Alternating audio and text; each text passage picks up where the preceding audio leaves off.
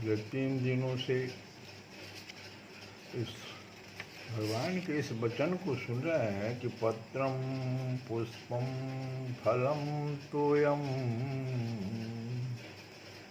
यो में भक्त्या प्रयच्छति। तो हम लोग पत्रम का उदाहरण द्रौपदी जी से, पुष्पम का वो गजेंद्र का, फलम में सबड़ी माता, और आज तोयम जो जल है उसका वो बहुत सुंदर कथा है।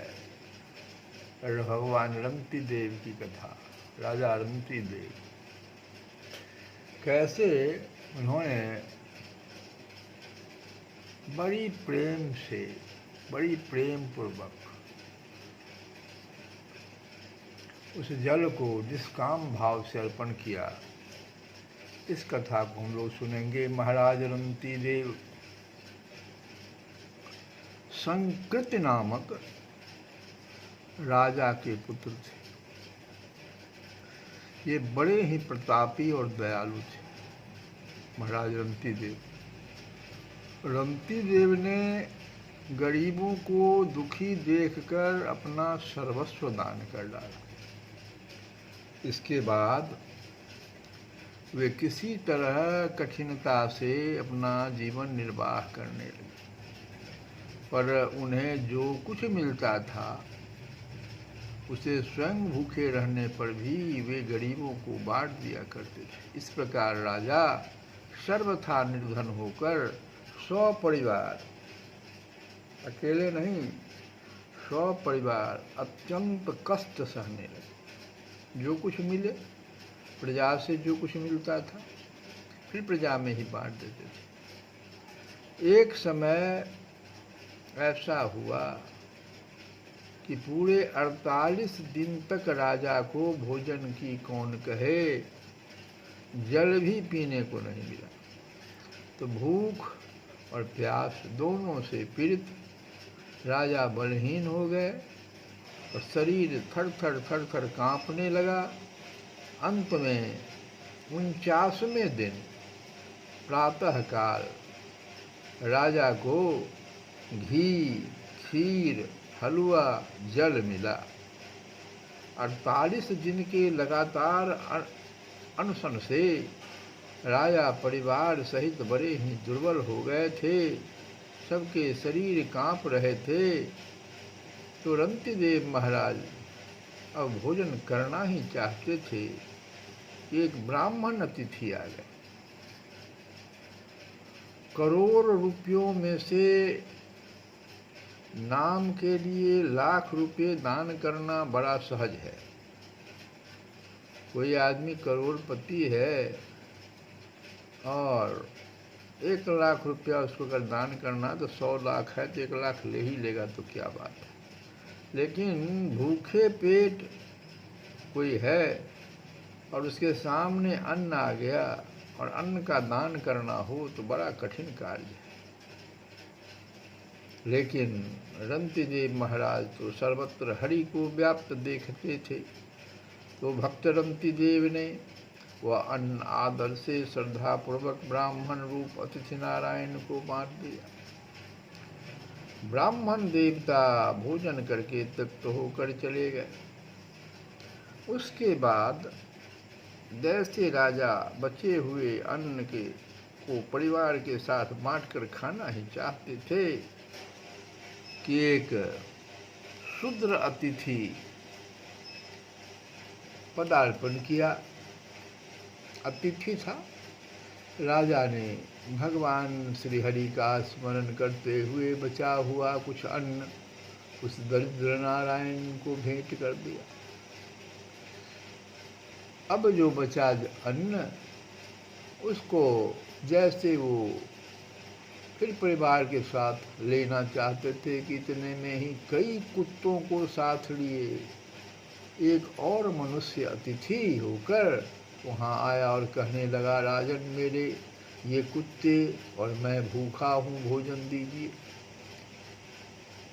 अब हरिभक्त राजा ने अपना भी उसका भी सत्कार किया और आदर पूर्वक बचा हुआ सारा अन्न कुत्तों सहित उस अतिथि भगवान के समर्पण कर उसे प्रणाम कर लिया।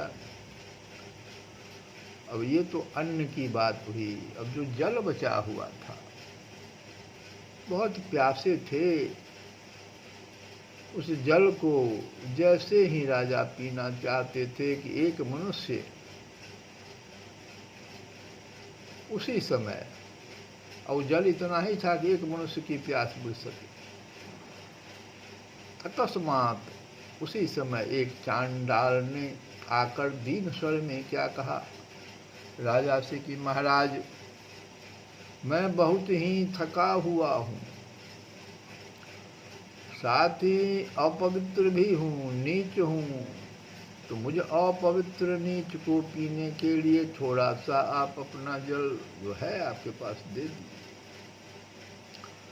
चांडाल के दीन वचन सुनकर और उसे थका हुआ जानकर राजा को बड़ी दया आई और उन्होंने ये अमृत वचन कहे कि मैं परमात्मा से अनिमा आदि 8 सिद्धियों में से युक्त उत्तम गति या मुक्ति भी नहीं चाहता। मैं केवल यही चाहता हूँ कि मैं ही सब प्राणियों के अंतःकरण में स्थित होकर उनका दुख भोग सकूं, जिससे वे लोग दुख रहित हो जाएं और इस मनुष्य के प्राण जल बिना निकल रहे हैं। यह प्राण रक्षा के लिए मुझसे दीन होकर जल मांग रहा है, तो जीने की इच्छा वाले इस दीन प्राणी को यह जीवन रूप जल अर्पण करने से मेरी भूख, प्यास, थकावट, शारीरिक कष्ट, दीनता, क्लांति, शोक, विषाद और मोह आदि सब मिट गए। इतना कहकर स्वाभाविक दयालु राजा रंतिदेव ने स्वयं प्यास के मारे मृतप्राय रहने पर भी उस चांडाल को वह जल आदर और प्रसन्नता पूर्वक दे दिया। फल की कामना करने वाले को फल देने वाले त्रिभुवननाथ भगवान ब्रह्मा, विष्णु और महेश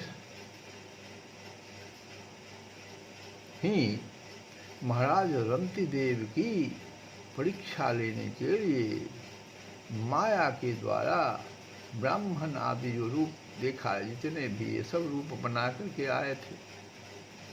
राजा का धैर्य और उसकी भक्ति देखकर वे परम प्रसन्न हो गए और उन्होंने अपना अपना यथार्थ रूप धारण कर राजा को दर्शन दिया।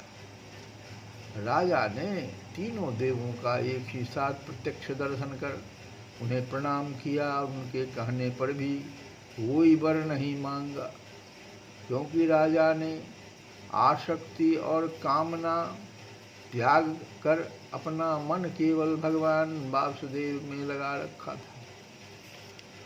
यों परमात्मा के अनन्य भक्त रंतिदेव ने अपना चित्त पूर्ण रूप से केवल ईश्वर में लगा दिया और परमात्मा के साथ तन्मय हो जाने के कारण त्रिगुणमयी माया उनके सामने से स्वप्न के समान लीन हो गई। रंतिदेव के परिवार के अन्य सब लोग भी उनके संग के प्रभाव से नारायण परायण होकर योगियों की परम गति को प्राप्त हुए। तो भगवान जल प्रेम पूर्वक जो जल अर्पण रंतिदेव महाराज ने किया, उसको भी भगवान स्वीकार किए। अब तुलसी बाबा कहते हैं, कैसे राम दीन हितकारी, ऐसे राम दीन हितकारी, यद्यपि द्रोहे कियो सुरपति सुत, यद्यपि द्रोह कियो सुरपति सुत, कहि न जाए अति भारी, सकल लोक अवलोक शोक हत, शरण गए भय टारे, राम दीन हितकारी।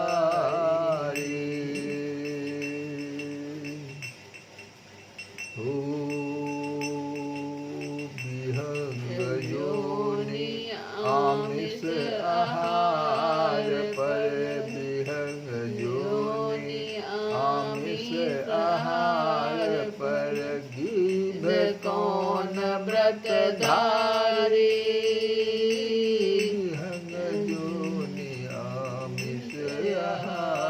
पर गिद्ध कौन व्रतधारी, जनक समान किया ताकि निज कर सब भांति समारी। राम दीन हितकारी,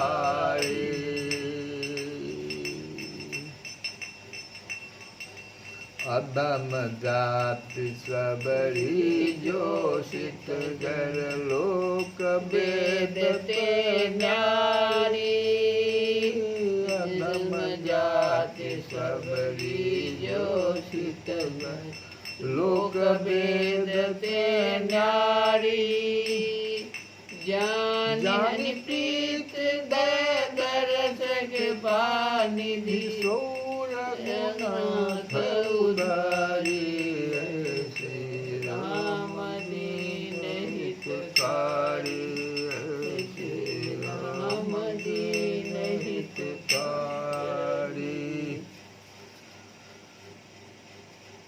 दीनों का ऐसा हित करने वाले श्री रामचंद्र जी ही हैं। वे अति कोमल करुणा के भंडार और बिना ही कारण दूसरों का उपकार करने वाले हैं। यद्यपि इंद्र के पुत्र जयंत ने कौवे रूप से श्री सीता जी के चरण में चोंच मारकर इतना भारी अपराध किया था कि कुछ कहा नहीं जा सकता, तथापि जब वह बाण के मारे घबरा कर रक्षा के लिए सब लोगों को देख लौटा और फिर शोक से व्याकुल होकर शरण में आया, भगवान के जब शरण में आया तब उसका सारा भय दूर कर दिया भगवान। जटायु गीध पक्षी की योनि का था, सदा मांस खाया करता था। उसने ऐसा कौन सा व्रत धारण किया था कि जिसको आपने अपने हाथ से पिता के समान अंत्येष्टि क्रिया कर सब बातें सुधार दी, अर्थात मुक्ति प्रदान कर दी। सबरी नीच जाति की मूर्खा स्त्री थी, जो लोक और वेद दोनों से ही बाहर थी, परंतु उसका सच्चा प्रेम समझकर कृपालु रघुनाथ जी ने उसे भी कृपा पूर्वक दर्शन देकर उद्धार कर दिया। हमारे भगवान श्री राम दीनों का ऐसा हित करने वाले श्री कृष्ण गोविंद हरे मुरारे। हे नाथ नारायण वासुदेव।